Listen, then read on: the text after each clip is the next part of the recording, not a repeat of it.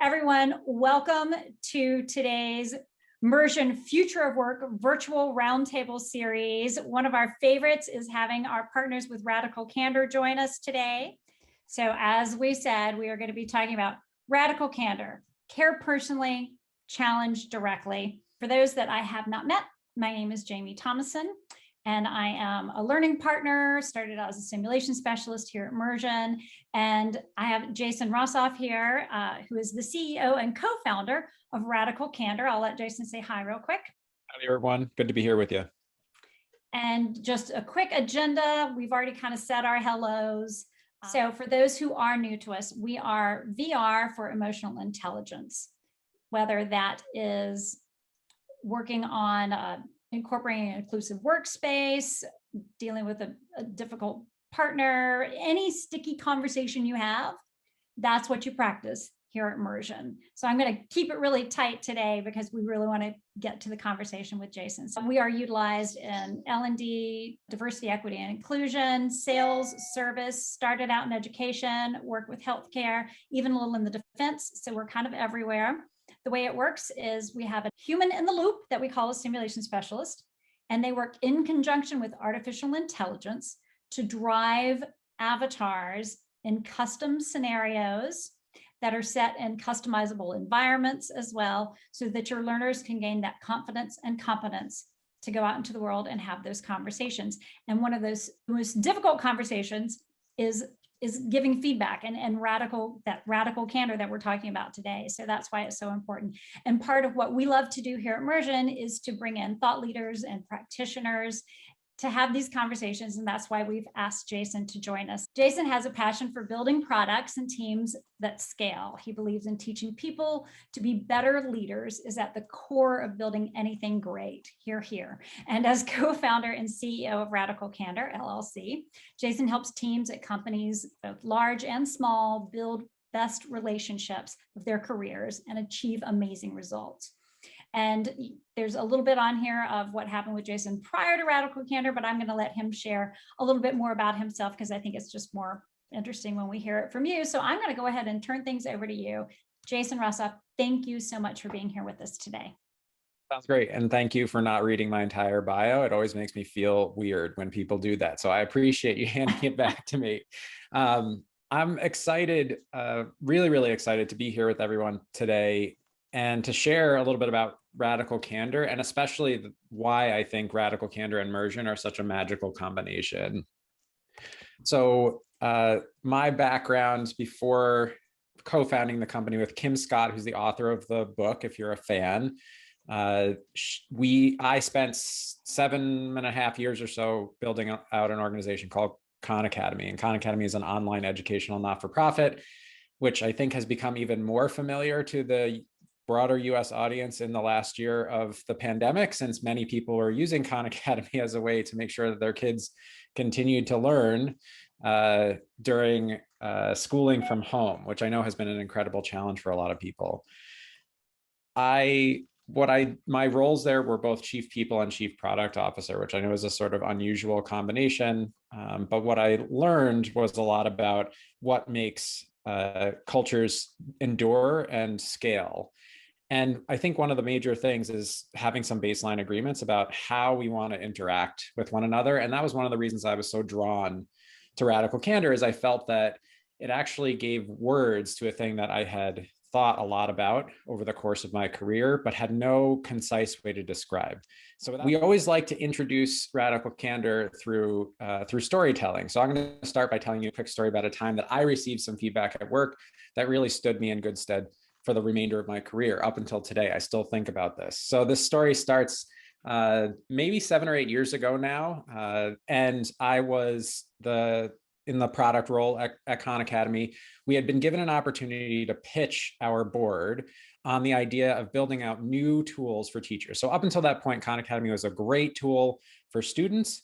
But what we learned, and we're guided to by the folks at the Gates Foundation, was that teachers were really these student experience gatekeepers. And if we wanted to make a major impact on student lives, we needed to find ways to get teachers on board. And so I had spent 6 months prototyping, creating products, testing things, talking to teachers. And what we arrived at was really not just a product change. This wasn't going to be some new buttons on a page or a new feature that we were going to add, but it was a major strategic shift. So we had to go pitch our board, the board who managed Khan Academy.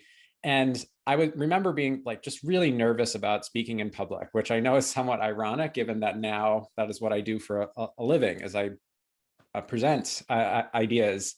And but at the time it was just really terrifying to me. But luckily I wasn't the only one who had worked on this project. I was working with a team, and my partner in crime on this project, Dana, had come from a consulting background, and she was like, no problem. I'll run the pitch. You just be supportive. And I was like, great. Whew, weight off my shoulders. And I remember walking into the meeting, looking around the room and wondering if anybody was even going to care, like if this was going to resonate with the people in that room. And as soon as Dana got started, I began to relax because I noticed how engaged everyone was. And in fact, by the time the meeting ended, I felt like we had just done something really amazing for the company, and I was just incredibly excited. And so I remember walking out of that meeting to the lunchroom, because this was in Silicon Valley pre-pandemic, where you had lunch together with the human beings that you worked with. And I remember Dana coming and tapping me on the shoulder, and she looked at me and she said, I'm really curious to know how you think it went. And I actually thought this was a weird question because from my perspective, it had gone so well. And so I explained to her like how awesome I thought she was and how excited I was about where the presentation landed. And I noticed that she started to relax as I started to say this. And it wasn't until that moment that I realized that she was tense. And then she said something that made it all make sense. She said, I'm really glad to hear you say that, because I looked over at you several times during the conversation, and honestly, you look pissed off. I thought I was totally screwing it up. And I remember that sort of like hit me like a ton of bricks. Like, and she didn't give me much time. And in the next breath, she said, and I noticed other people reacting to you looking pissed off. And I'm worried that it might have undermined some of the support that you're trying to show. And the last thing that she shared with me was pretty magical as well, which she said, and I know that wasn't your intent. I know how much this matters to you. I know how much you want this to be successful. And so I wanted to tell you this so you have the opportunity to actually look into it and figure out if there's anything you need to do. And I knew what I needed to do. I went back to my team basically immediately, and I was like, team, have you ever noticed this pattern where like sometimes my facial expressions and my words don't say the same thing? And they instantaneously responded and said, of course we have. We call that your thinking face. I had never heard this term up until this point, but then I realized like not only has this happened before, but it's happened enough times that my team has given it kind of a cute name. And so I was like, okay, well, I knew what I need to do next. I went and talked to Sal, who's the founder of Khan Academy. And I said, Sal, I really want to be clear with you. I support this project. I'm wholeheartedly behind it. And then Sal turned to me and said, I'm glad you said something, because sometimes, it's really hard, your body language and your message and your tone of voice, like they don't match up. And so I feel like I'm reading between the lines with you. And then I did the thing that I think we all do when we get feedback we don't like, is I went home and I complained about it to my partner, Jillian. And I laughed because she laughed immediately. She thought it was hysterical. She was like, of course you have this problem. Every time you're concentrating on something, you look like you're in pain. And so it was at that point, after 10 different people had given me the same feedback on the same day, that I realized just how important what Dana had done for me was. And what she had done for me, from my perspective, is she had combined two things that were really important for me, my ability to understand. She had combined her care for me personally with a willingness to challenge me directly. I knew that she cared because she understood my intent, and she gave space for me. Like she had every right to be annoyed with me, actually. But that's not how she approached me. She didn't approach me with annoyance. She approached me with curiosity and clarity. Because what I realized after a couple of weeks of reflecting on this was that people have been trying to give me this feedback my entire career. And I was really grateful to her for not being so worried about my short-term reaction to the feedback that it didn't cause her to make the same mistake that others had made, which is others had been very unclear with me about what the actual problem was. So in order to help us think about this systemically or systematically, we've created a 2x2 to help you frame up conversations and how they are being perceived by both parties. And so the two elements of radical candor are care personally and challenge directly. And I want to take each of these dimensions in turn. So first, the care personally dimension, we like to call this the give a damn axis. Now, I've never met anyone who at any job that I've worked at who said, you know, I really don't care about anybody that I work with. And that is going to make me an incredibly effective team member or boss. So I don't think it's that we don't know that caring about people matters. I think the question is, why is it the case that sometimes we find ourselves not demonstrating the care that we actually do have for people? And I think that problem starts early on in our careers when someone comes along and says something along the lines of be professional. And for a lot of us, be professional gets translated into leave your emotions, leave your humanity, leave all the best parts of yourself at home and come to work like some sort of robot. And if we're going to care about people at work, we need to be coming to work with more than just that, like some kind of robot. We need to be coming to work as a whole human being so that we can have real human relationships with the people that we work with.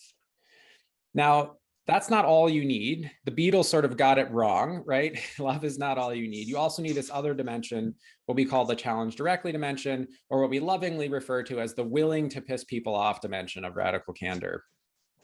And we are very careful in our word choice here. I want you to note that first word is willing. It is not trying. We're not saying your goal is to piss other people off, but we want to recognize the hesitancy that exists in all of us to rock the boat, to potentially say something that might upset somebody else. And the question is, how can we share our perspectives in a way that is least likely to cause someone else to feel like we're trying to piss them off, but is still clear and direct? Now, the problem with this starts much earlier than your career. For a lot of us, it starts as soon as we're learning to talk. If you grew up in the US and in many Western countries, you may have actually literally heard this phrase before. If you don't have anything nice to say, don't say anything at all. This is a mantra that is drilled into our heads from a very young age. And so there are cultural norms that we are trying to uphold when we don't say something that might upset that balance. At the same time, that is insufficient because things do go wrong and sometimes we're not aware of it. And so even someone telling us something, sharing an observation, that can sometimes be upsetting. But the goal of radical candor is not never upset anybody else, but it is make sure that what you're doing when you share your perspective is in service of the other person. So that's what radical candor is, and a little bit about what makes it hard, right? It can be hard to care personally because sometimes it feels like being professional and caring personally are in tension with one another. And it can be hard to challenge directly because it's socially awkward to challenge other people's perspectives. Something that can help keep us motivated is think about what happens when we're not radically candid. So what are we doing if we're not being kind and clear? So first we have the quadrant where you challenge directly, but you fail to show that you care personally. We lovingly refer to this quadrant as obnoxious aggression. When Kim was first writing the book, she actually called this the asshole quadrant, mostly because she thought that was, well, more radically candid, I guess. But we noticed a thing that happened soon after we released the book, and as we started talking about it in that way, which is people would start writing down the names of the folks they thought belonged in that quadrant. And that is the last thing that we want you to do with this 2x2. Unlike almost every other communication 2x2, this is not about your personality or your preferences. This is about being able to identify behavior in the moment and figure out how to adjust, how to adapt your behavior to help you move towards radical candor. This is not a personality test. Now, I think none of us are jerks like all the time, but we do from time to time behave like jerks. And it's important to be able to recognize that happens. And one thing to keep in mind is that often when we realize that we've landed in this quadrant of obnoxious aggression, instead of moving the right direction on care personally, we move the wrong direction on challenge directly. And we wind up in the very worst quadrant of all, which is manipulative insincerity. So low care and low challenge. And usually we get here by issuing like a false apology. You're right, I'm wrong, it's totally my fault, even though we don't believe that that's true. The other way that we wind up here most frequently is when we talk about someone instead of talking to that person directly. And so this is really an opportunity to reflect on, is what I'm saying or what I'm doing in this moment, is it actually in service of the other person's growth and success? And if it's not, I think it's good to use that as a moment to reflect on what I might do differently in order to get there. Then last but not least, we have the quadrant where we make our most regrettable mistakes. That's where we do care really, really deeply for the other person, but we fail to challenge them directly. And we call that ruinous empathy. And I want to tell you a quick story about ruinous empathy. So I hired, when I was the head of product at Khan Academy, I hired a designer directly out of art school. Really, really fantastic designer, but also like a pretty skilled artist for someone as young as they were. And I had brought this person in to be a production designer, digital production designer. So they were creating software user interfaces. And something that I noticed, which was one of the reasons why we loved this person's work, is because they had this really flexible style. The way that they created interfaces showed a lot of creativity. And at the same time, we didn't do a great job of distinguishing between when creativity was really helpful, like at the beginning of a project when we were deciding on things, and when creativity was less helpful, which is like at the end of a project when we were trying to finalize everything and we'd agreed on a style guide and knew what everything was going to look like. And so I noticed that this designer, I'll call him the artist. I noticed that the artist's work often had pieces of flair in it, even as we were getting down to production. And because I knew that this person aspired to be an artist, I really soft pedaled this feedback to them. Instead of being clear with them that actually it's really not okay for those differences to be in there, that it's really confusing for users if interface elements on this page look different than interface elements on another page, I would say things like, I noticed this and it's not really that big of a deal, but it'd be really great if these interface elements matched. And what I would notice is that after a week or two, the final product, the interface elements would all match. And I thought I was doing a great job. It wasn't until several months later that another designer on a team came into my office and said, look, I am sick of cleaning up after the artist. Every time he produces a design, I wind up having to go in and fix things before it goes to production. And that's not my job. It shouldn't be my job to clean up after this person. You need to do something about this or I'm going to quit. And so it was in that moment that I realized how ruinous my empathy for his desire to be an artist really was. I had failed to address the issue directly enough for him to understand it. So he wasn't actually making those changes on his own. I had failed to be curious about whether or not the feedback I was giving had actually caused the effect that I was noticing. And if it wasn't for the bravery of this person, I would never have had the opportunity to correct it. So don't make my mistake.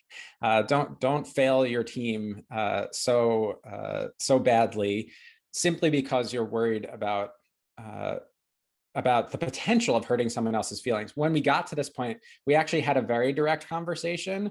And he said, I really appreciate you sharing this with me. One thing I'm realizing is that maybe production design is not the right role for me. Like, I feel like I need to be able to flex these creative muscles, and maybe there's another role for me that would be better. And ultimately, he wound up joining a design studio in which every project is different, and he got to flex those muscles on a regular basis.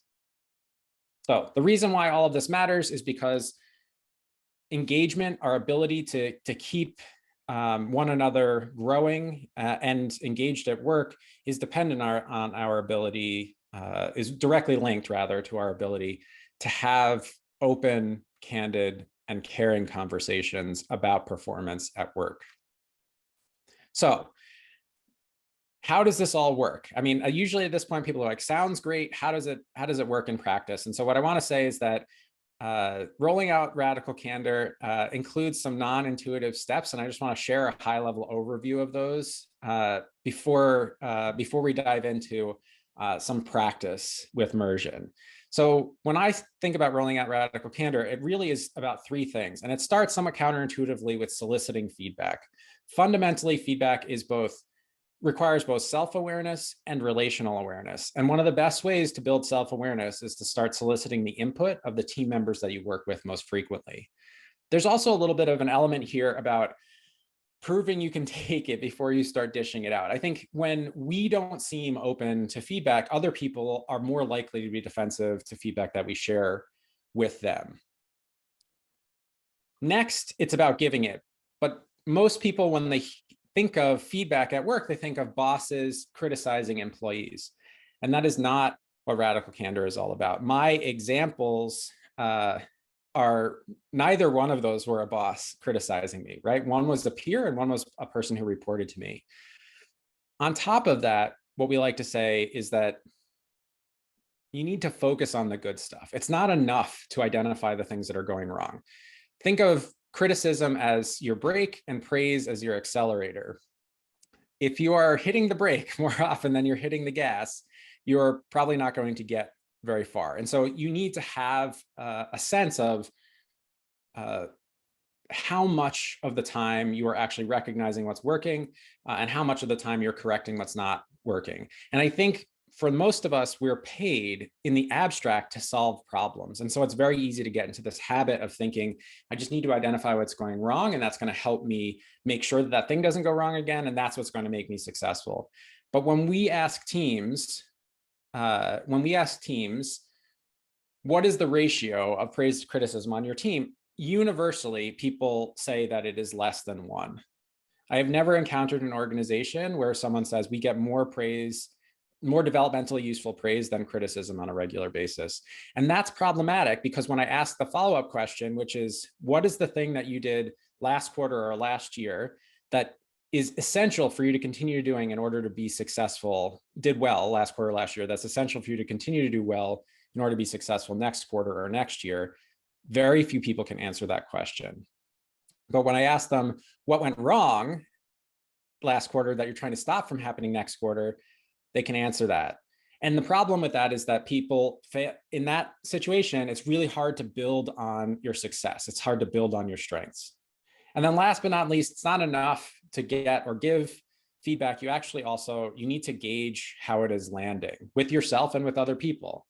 And so I want to talk quickly about what I mean by gauging the feedback and then connect that directly to the practice that we recommend you all doing with immersion.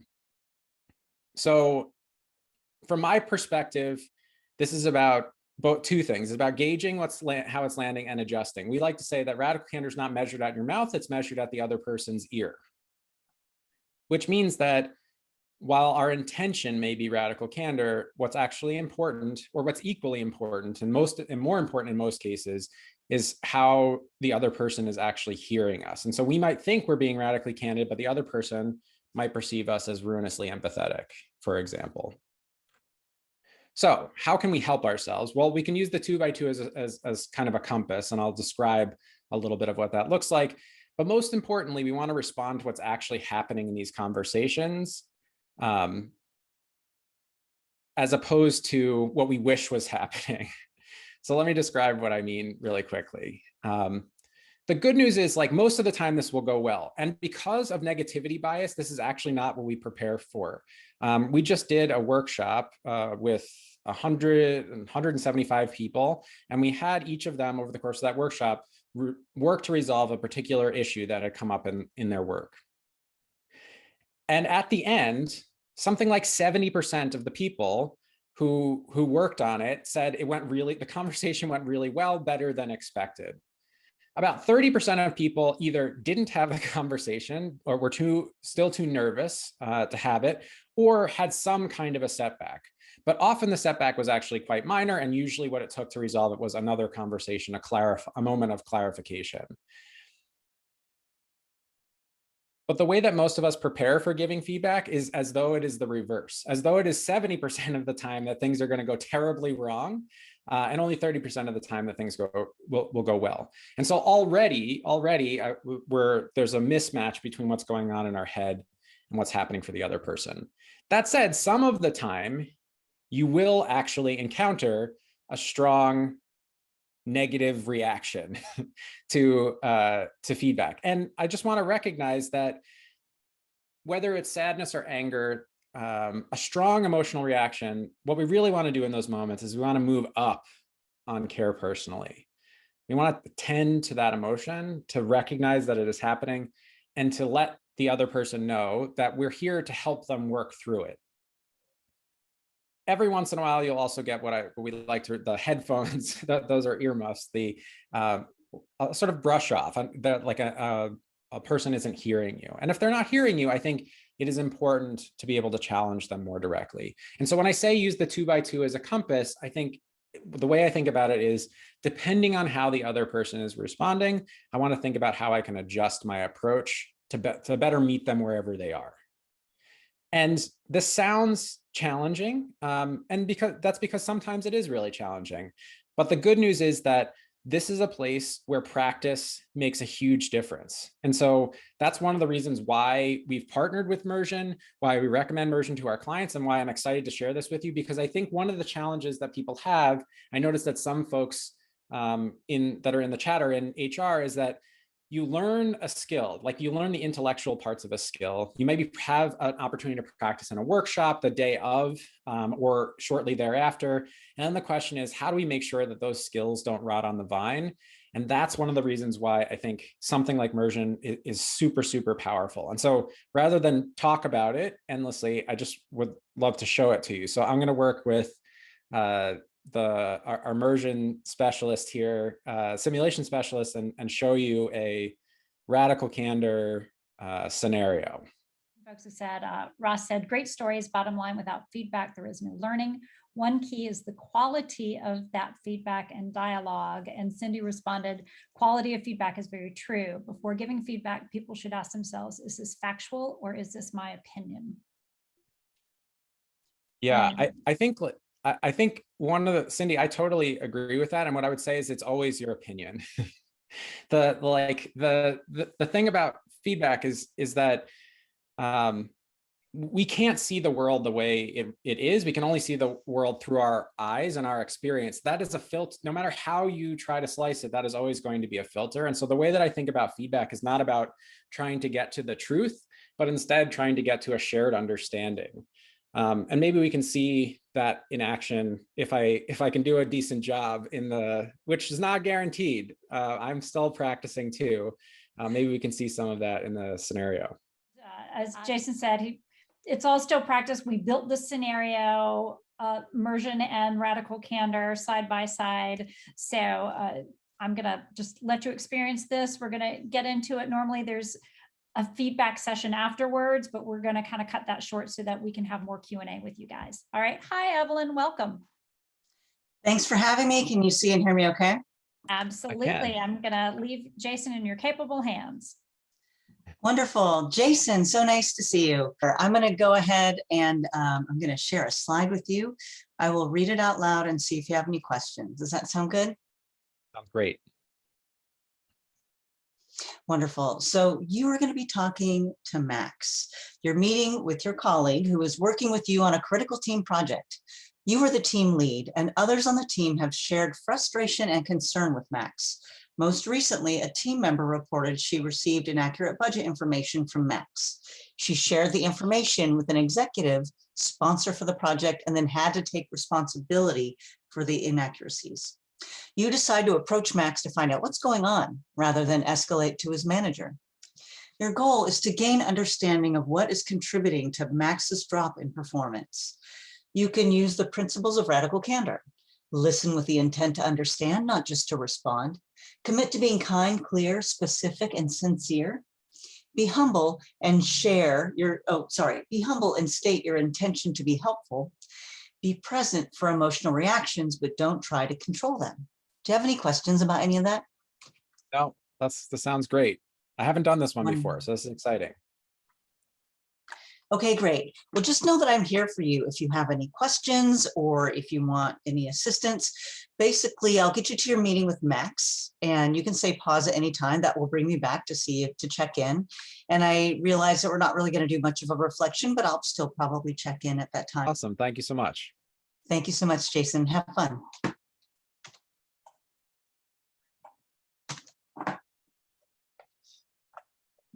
Hey, Jason. Hey, Max, thanks so much for taking the time to chat with me. I really wanted to just check in with you and find out how things are going from your perspective on the project that we're working on together.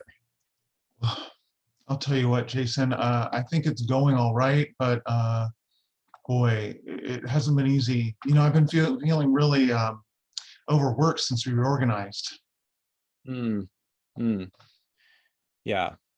You know, it's interesting. I kind of noticed like a drop in energy immediately as I asked you that question. Tell me a little bit, like, what's the impact been on you? What does it mean for you when you say you're feeling overworked? Well, what it means for me is, you know, I've been taking on new responsibilities because of the reorg. I've been going above and beyond to make sure that everything's working. It's just been a lot on my plate. Yeah, totally. I hear you. I think we're in the boat, this boat together. And it's always hard when things are reorganizing and you're taking on new responsibility. And I just want to say that, you know, we appreciate that, like that is hard. I noticed something recently that I wanted to bring to your attention. I'm wondering if now's an okay time to share that with you. Sure. I mean, I just got to say that I feel like I've got a really big oar in the boat, but okay. I'm happy to check in with you, Jason. Got it. Well, I noticed that in a recent presentation, some of the data that you had provided turned out to be inaccurate, and the impact of that was that it was noticed by one of the higher ups in the company, and someone else sort of wound up having to take responsibility for that. And I was curious if you were even aware that happened. You know, look, this is super frustrating for me. This is part of the problem. I didn't notice at the time. It's that part of it is nobody's perfect, right, Jason? I'm not perfect. The person who called me out on that, they're not perfect. They're making plenty of their own mistakes. And like I mentioned, I'm frustrated. I never got trained on how to use these systems that generate the reporting information. I think I'm doing a great job learning it all on the fly. Yeah, I hear you. And I also sense just from this conversation, like I can sense the frustration. And so I want to say that my goal in talking to you about this is to help you figure out how to work through this effectively, because I know that when you say that you didn't get trained, I don't hear you saying that you think the mistake is okay. I hear you saying that it's really hard with all the other things that are going on to make sure that those things are coming out error-free. And so my curiosity is there something that I can be doing to better support you and help you get to a place where you feel like you can produce those pieces of data accurately? Yeah, thanks for mentioning that, Jason. I mean, I'll tell you what, I care very much about the work I do. I'm a high performer. I am a bit of a self-perfectionist. I know that I've learned a lot, especially in the past year. Don't let perfect be the enemy of the good. But in this case, it's hard for me to admit this, Jason. My workload, I'm like almost underwater. I've got my nose peeking over the top of the water with my workload.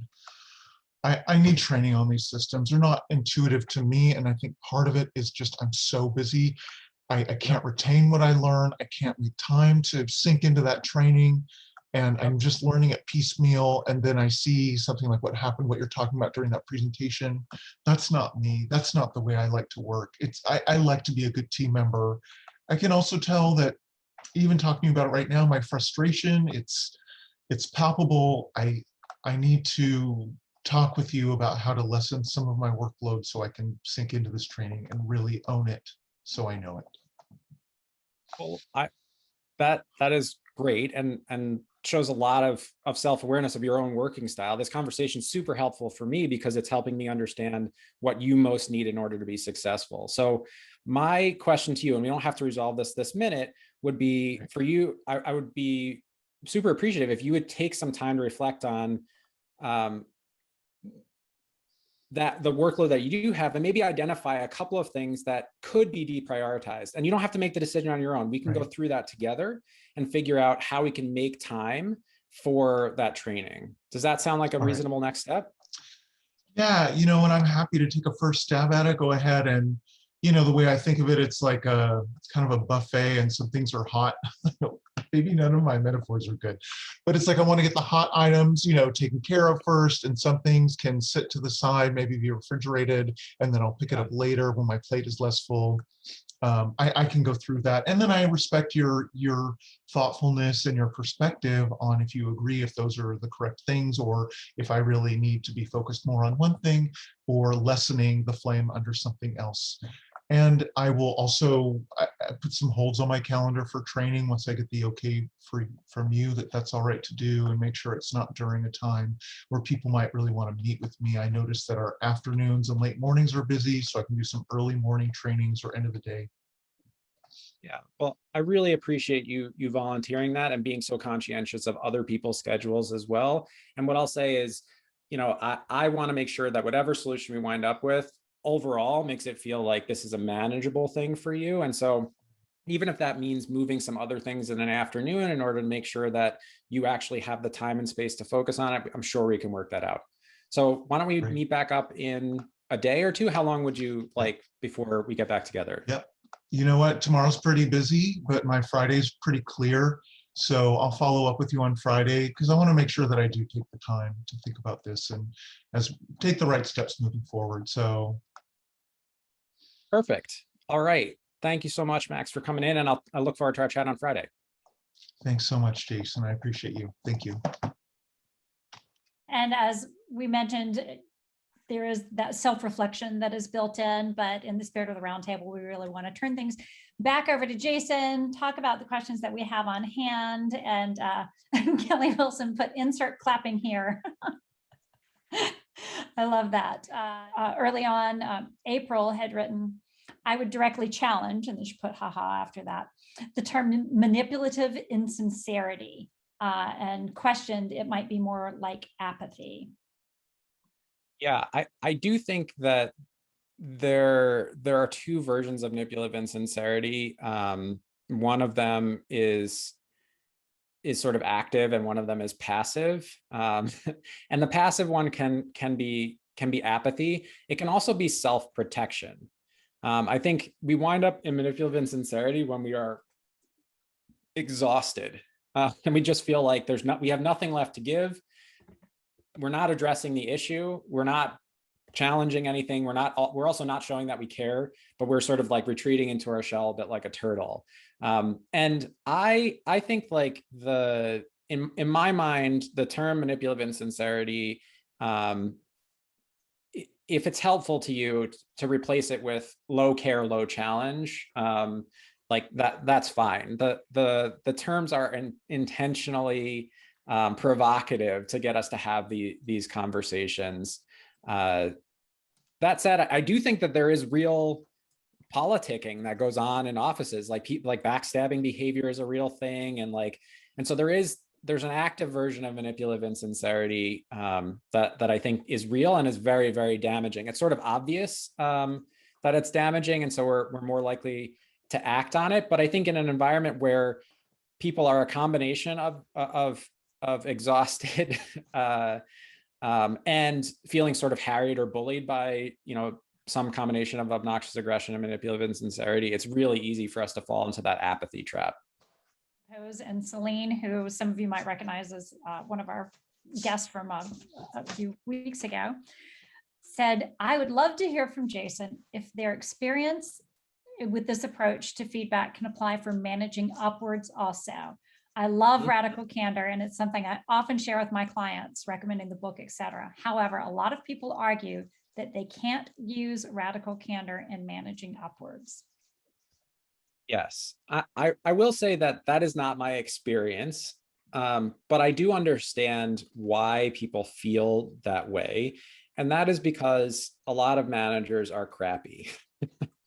I know that's sort of like a flippant answer, but there's a thing that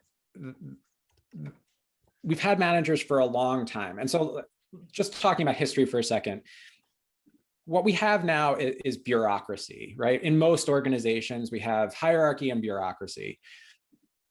In the past, what we had was brutality. Like the way things got done was people brutalizing other people, forcing them to do things that they didn't want to do. We've shifted away from that toward bureaucracy, which is a step in the right direction for humanity. But what you're describing is that in bureaucracy, there's a tendency to think that your level in that hierarchy, in the bureaucracy, is somehow a value judgment. It somehow like blesses you with more power, more and sort of like gives you the gift of being more valuable, more right, more of the time than the people who are lower level in that bureaucracy. That's sort of an inherent problem with human hierarchies, is that we associate with power with a value judgment.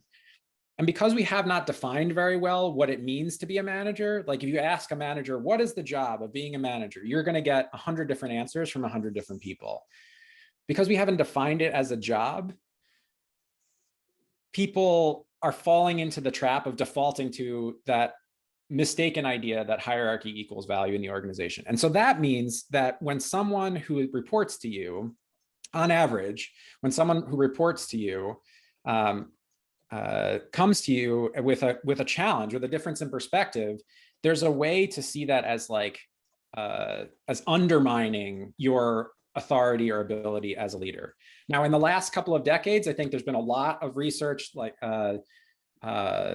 on the combination, like Angela Duckworth's work on growth mindset, combined with the research into psychological safety, about how companies can actually innovate more quickly, tells us that there's a new mode of working, which is collaboration.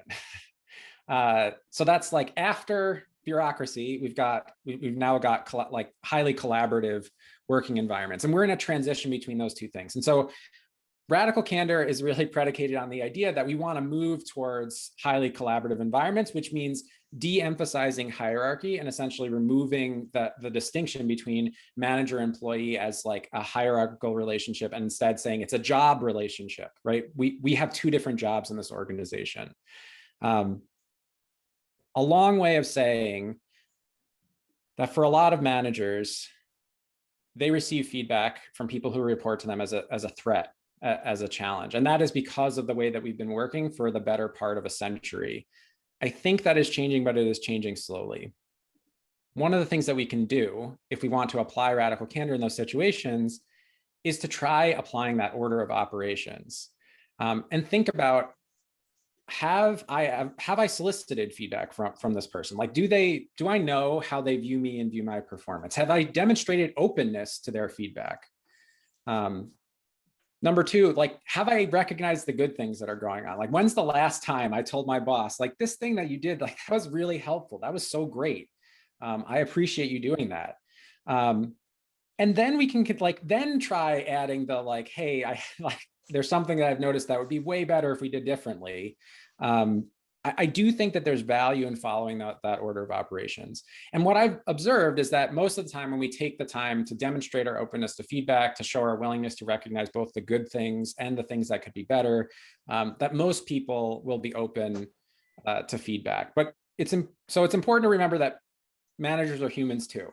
That said, if you're a manager and you're listening to this now live, or you're watching this later, I want to say, suck it up. Like, when someone comes to you and delivers unskillful feedback, like, you have to, part of your job as a manager is being willing to put your ego aside for a minute and hear what the other person is saying.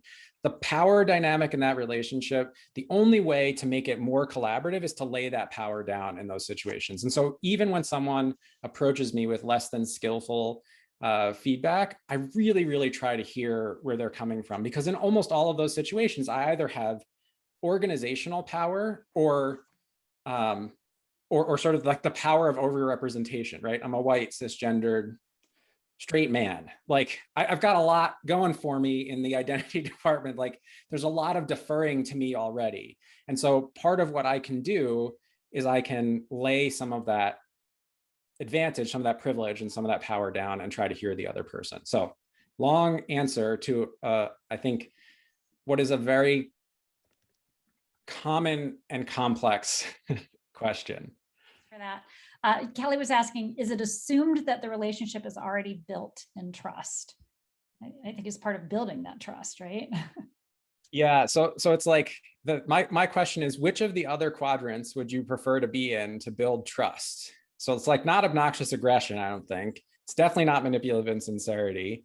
And we can sort of imagine being in ruinous empathy and building the relationship until something inevitably goes wrong. And then all of a sudden there's sort of like hurt feelings about why didn't we address this sooner? And so I kind of like to say that the obstacle is the path. You know what I'm saying? Like the only way out is through.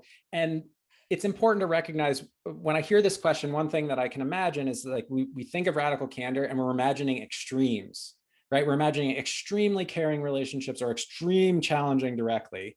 And what I would like to draw our attention to is that those axes have lengths, meaning imagine if it was a coordinate grid, like 1, 1 is radical candor, the same, and so is 1,000, 1,000, right? Like being in the upper right-hand quadrant is really what you want to do in order to build trust. But you don't have to go to extremes. I think being clear and being kind and having your focus be on that is a great way to build trust, because avoiding conflict actually deteriorates trust over time. And then Meredith posed a question, I guess, about when you're not feeling that trust from the other person. It said, this is a tough one. What about when someone tries to wear the mask of radical candor, but they do so in a political way, not because they really care, but rather to make themselves look better for self-promotional purposes? Yeah, I mean, that sucks. One of the things that we fight hard against is the fact that there was a pattern of behavior, which we've worked really hard to address. The second edition of the book actually has a foreword in it that Kim and I wrote together along with my colleague Amy, about radical candor being misused as a shield to just sort of be a jerk. And so someone would say, in the spirit of radical candor, and then they proceed to be a garden variety jerk. I think that from my perspective, anybody who is using the terms radical candor is de facto opening themselves up to feedback about whether or not they're actually being radically candid. I do think that there are times when we see someone's actions as political and they may not actually be aware that that's how they're coming across. And so one thing that I'll say is that it can be valuable not to make that assumption. And so instead of saying, I know this person's being super political, might be to say, hey, I noticed that when you did this thing, it actually made me feel like you weren't looking out for my best interests. And I wanted to share that with you because I value our relationship and I really do want your feedback, but it's hard for me sometimes to accept where it's coming from.